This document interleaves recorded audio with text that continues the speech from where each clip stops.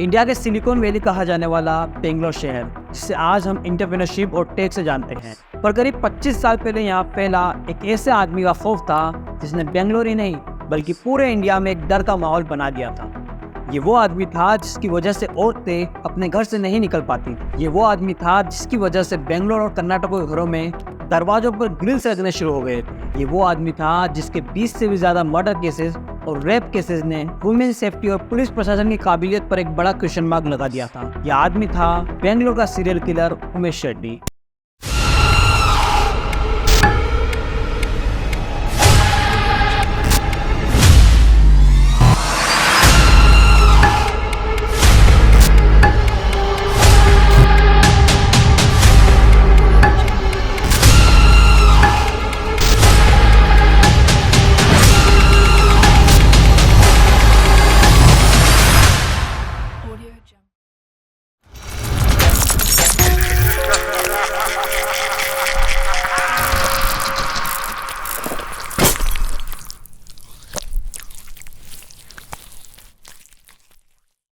आगे बढ़ने से पहले अगर आपने अभी तक हमारा चैनल सब्सक्राइब नहीं किया है तो अभी कर लें, क्योंकि इस चैनल पर मैं इसी तरह के क्राइम स्टोरीज वीडियोस लाता रहता हूं। तो चलिए शुरू करते हैं।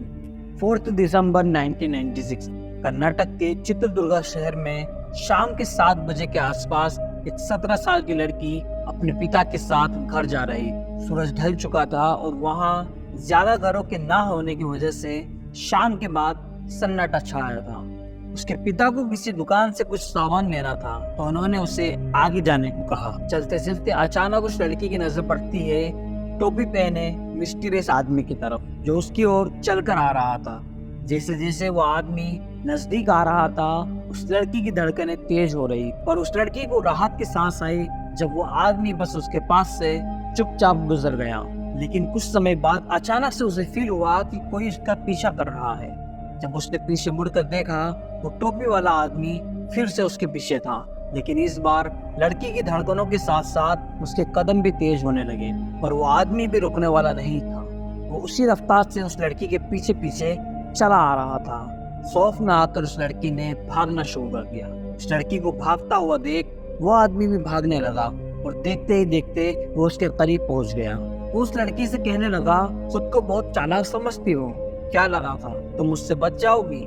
ये कहकर वो टोपी वाला आदमी उसके ऊपर चढ़कर उसके गले की नली को दबाने लगा ताकि वो चीख न पाए। धीरे धीरे उस आदमी का जोर बढ़ते जा रहा था, इतना कि उस लड़की को अब उसकी सांसें महसूस होने लगी। उस लड़की ने अपना पूरा जोर लगा के उसे धक्का मारने की कोशिश की और वो टस से मस नहीं हुआ।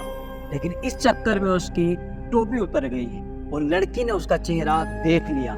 इतने में उस आदमी को पीछे से एक पत्थर आकर लगता है, क्योंकि उस लड़की के पिता अपनी बेटी को बचाने के लिए वहां पहुंच चुके थे। अपने पिता को देखकर उस लड़की में बहादुरी की लहर दौड़ पड़ी और उसका हाथ में एक बड़ा पत्थर आ गया तो उसने उस आदमी के मुंह पर वो पत्थर दे मारा और उसे अपने ऊपर से गिरा दिया। अपनी जान बचाकर वह आदमी जैसे तैसे वहां से भाग निकलने में कामयाब हो गया। लेकिन उसे क्या पता था कि उसकी एक गलती उस पर भारी पड़ने वाली है। ये कहानी थी गीता की, जिसकी वजह से बेंगलोर के सबसे बड़े सीरियल किलर का घिनौना सच सबके सामने आ सका और उसे पहली बार अरेस्ट किया गया। उस दरिंदे का नाम था उमेश रेड्डी, पर यह उमेश का पहला क्राइम नहीं था। चित्रदुर्गा डिस्ट्रिक्ट के बसप्पा मलिंगे गांव में पैदा होने वाला उमेश रेड्डी बचपन से ही चोरी की हरकतें किया करता था। कभी गांव वालों की क्रॉप चुराना, कभी रात में उनकी बकरियां चुराकर उन्हें बेच आना, स्कूल में स्टूडेंट्स की पर्टिकुलरली लड़कियों की स्टेशनरी चुराना, ये सब उमेश के लिए आम बातें थी। और इसी के चलते गांव में बात फैल गई कि उमेश रेड्डी चोर है। और इसके पहले कि गांव वाले कोई एक्शन ले पाते, उमेश गांव से भाग गया। गांव से भागने के कुछ समय बाद उसने जम्मू कश्मीर में सीआरपीएफ ज्वाइन की, जिसके चलते उसे कमांडर के घर की गार्ड ड्यूटी मिली। पर यहाँ उमेश ने उसी कमांडर की बेटी का रेप करने की कोशिश की। ये उमेश का पहला फीमेल असॉल्ट था, एटलीस्ट रिकॉर्ड में। तो यहाँ से पकड़े जाने के डर से उमेश फिर भाग निकलता है। सितंबर 1996 में वो पहुंचा चित्रदुर्गा के डिस्ट्रिक्ट कैपिटल सिटी में। यहाँ वो DAR यानी कि डिस्ट्रिक्ट आर्म रिजर्व में भर्ती हुआ। डार को उस समय पुलिस फोर्स जैसा ही सम्मान दिया जाता था और उसी तरीके का दर्जा उसे दिया जाता था।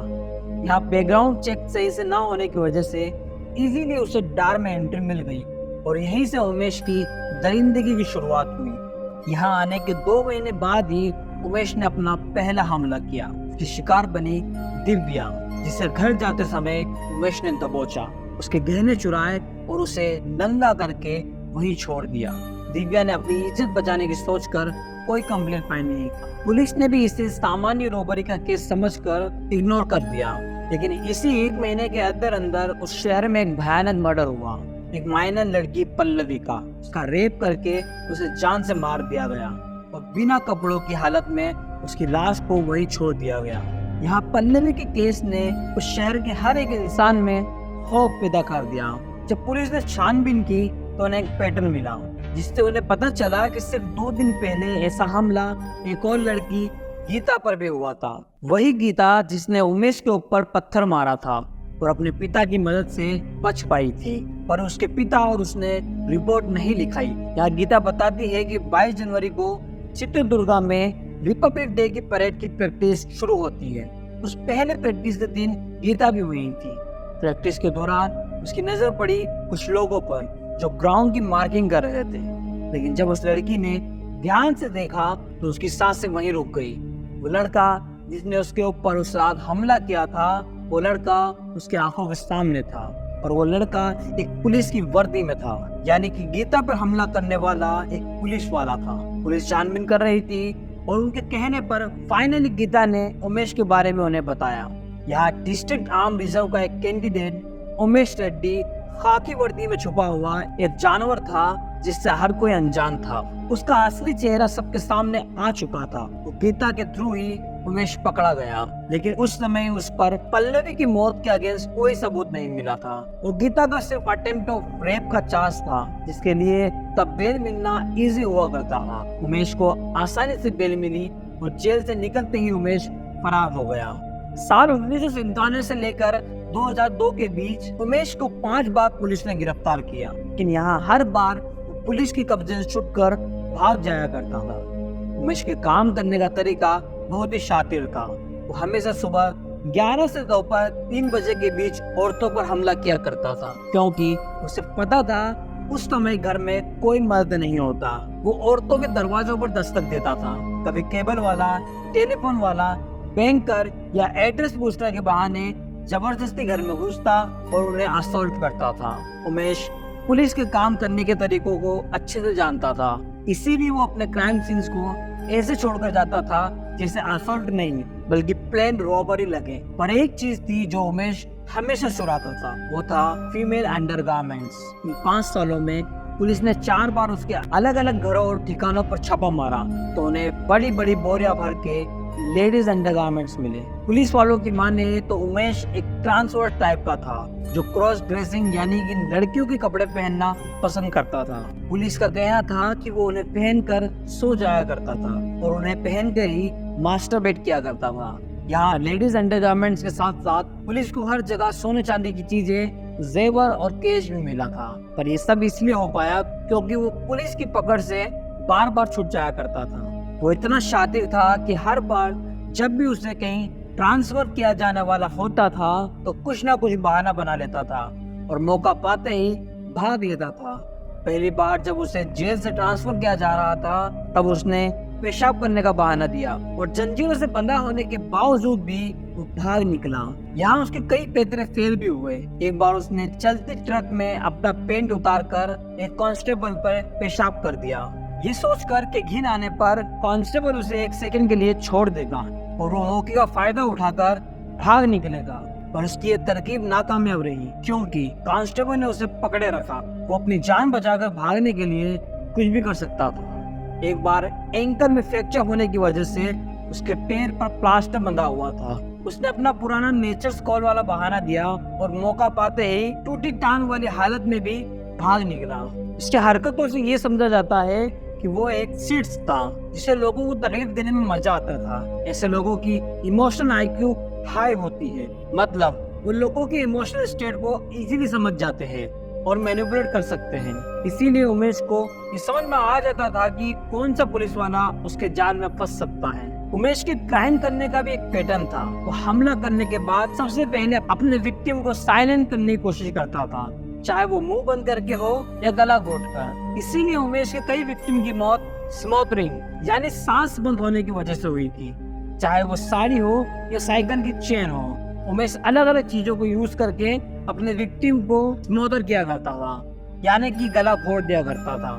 इसी के साथ उसका हर क्राइम वायलेंट होता था। चित्रदुर्गा में जब दिव्या पर उसने हमला किया था, तब उसके इयरिंग्स कानों से खोलकर नहीं बल्कि खींच कर निकाली, जिससे उसके ईयर होल फट गए थे। और कई विक्टिम्स के अलग अलग जगह पर काटने के निशान भी थे, और ज्यादातर निशान इनर लिप्स पे होते थे, यानी कि होठ पर काटने के निशान होते थे। अपने विक्टिम को डराना नहीं चाहता था, बल्कि उन्हें दर्द का एहसास देना चाहता था। और जाते जाते वो हमेशा विक्टिम को बिना कपड़ों के छोड़कर चला जाता था, ताकि अपनी इज्जत के डर से वो चिल्ला भी न पाए और उसे चुपचाप निकल जाने का मौका मिल जाए। पुलिस वालों को शक था कि इस सब का उसके बचपन से कुछ लेना देना हो सकता है। सीरियल किलर पर जितनी भी स्टडीज हुई है, उनमें से मेजोरिटी में ये पाया गया है कि सीरियल किलर में नेगेटिव और वायलेंट टेंडेंसी बचपन में ही शुरू हो जाती है। अपने फैमिली या सोशल रिलेशन की वजह से उमेश बचपन से खुद को बाकी बच्चों से दूर रखता था, और उसके पिता एक शराबी थे। वो उसे कभी भी अपनी गलतियों के लिए सजा नहीं देते थे,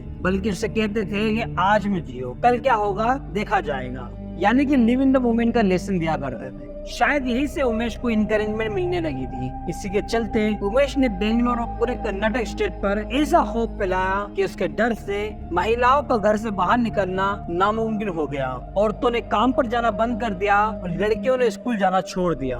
यहाँ तक कि जिन गाँवों में टॉयलेट नहीं हुआ करते थे और लेडीज को खुले में जाना पड़ता था, वो वहाँ जाने से भी डरती थी कि कहीं उमेश झाड़ियों में से निकलकर उन पर हमला न कर दे। यानी कि एक आदमी ने पूरे स्टेट पर इतना खौफ फैलाया कि उसकी कहानियां बनने लगी। इन्हीं कहानियों के डर से बेंगलुरु के घरों में दरवाजों पर ग्रिल्स लगने का कल्चर शुरू हो गया। हर औरत अपनी इज्जत और अपनी जान खोने के डर में जीती थी। और फाइनली 17 मई 2002 में उमेश रेड्डी को आखिरी बार अरेस्ट किया गया। उसे अपने आप पर इतना कॉन्फिडेंस आ चुका था कि वो पुलिस को पोक करने के लिए पुलिस स्टेशन के सामने वाले सैलून पर ही गाड़ी करवाने आया था। पर यही ओवर कॉन्फिडेंस उमेश को भारी पड़ा जब उसे एक रिक्शा वाले ने पहचान लिया और पुलिस को जाकर सब कुछ बता दिया। पुलिस ने फौरन इसे धर लिया।